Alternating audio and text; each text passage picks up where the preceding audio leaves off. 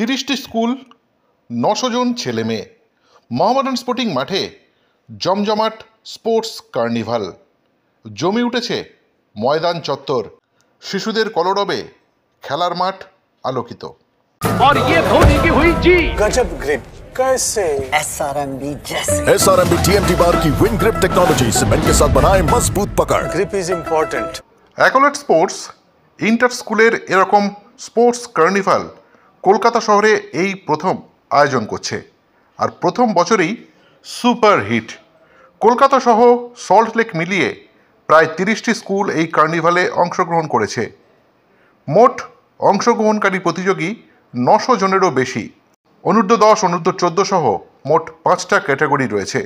Football খেলা হচ্ছে 7 সাইডে, আর ক্রিকেটে অনূর্ধ্ব-10 ক্যাটাগরিতে 7 জন করে, অনূর্ধ্ব-14তে 6 জন করে, মোট 5 ওভারের match.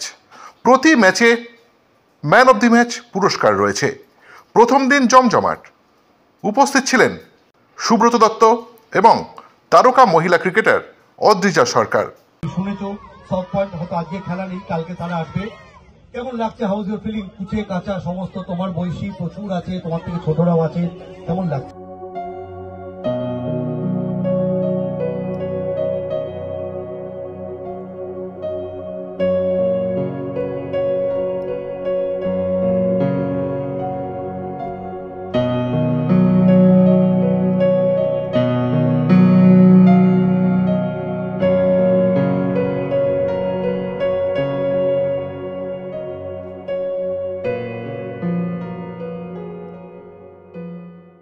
Sports Carnival 2025. Thank you to sir, ma'am, everyone. আমি এখানে এসে সত্যি খুবই আপ্লুত, অভিভূত, কারণ দেখছি মাঠে সব ছোট ছোট ছেলে মেয়েরা তারা ফুটবল খেলছে, ক্রিকেট খেলছে, তার মানে বিভিন্ন কম্পিটিশন চলছে। ডেভেলপমেন্ট কিন্তু কম্পিটিশনের মাধ্যমেই হয়, এবং যেভাবে অ্যাকোলেটস কাজ করছে ক্রীড়া উন্নয়নের জন্য, আমি শুনেছি যে ওরা আরো বেশি খেলাধুলো, আরো অনেক খেলাধুলো আগামী বছর থেকে করবে। এটা ওদের প্রথম প্রয়াস হিসেবে অসাধারণ উদ্যোগ। আমি উদ্যোক্তাদের এবং যারা এই অ্যাকোলেটসের কর্মকর্তা, সদস্যা সকলকে অভিনন্দন জানাচ্ছি, সাধুবাদ জানাচ্ছি এত ভালো কাজ করার জন্য ক্রীড়া ক্ষেত্রে।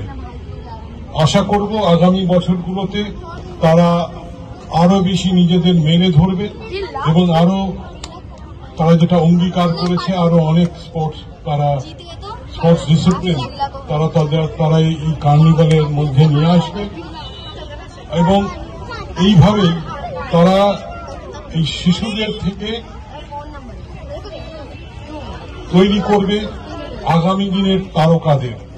এবং এই আমরা বলে থাকি ক্যাচ দেম ইয়াং, আমি এটা ছোটবেলা থেকে শুনে আসছি, ক্যাচ দেম ইয়াং। আমি এখন দেখছি যে এই অ্যাকোলেটস তারা কিন্তু সত্যি করে দেখাচ্ছে catch them young. extra time